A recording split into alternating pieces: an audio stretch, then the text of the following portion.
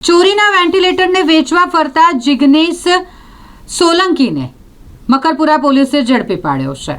એમ્બ્યુલન્સમાંથી વેન્ટિલેટરની ચોરી કરી અને પછી આ ચોરીનું વેન્ટિલેટર વેચવા માટે મકરપુરા એરફોર્સ તરફના રસ્તા પર એક ઇસમ ઊભો છે તેવી બાતમી મકરપુરા પોલીસને મળતા મકરપુરા પોલીસ ત્યાં પહોંચી અને આરોપીને ઝડપી પાડ્યો છે. આખી વિગત એમ છે કે શહેરના હરણી વિસ્તાર ગદા સર્કલ પાસે જાનવી મલ્ટી સ્પેશિયાલિટી હોસ્પિટલ આવેલું છે, જ્યાંથી છેલ્લા 5 વર્ષથી જિગ્નેશ સોલંકી એમ્બ્યુલન્સ ભાડે લઈ જતો હતો.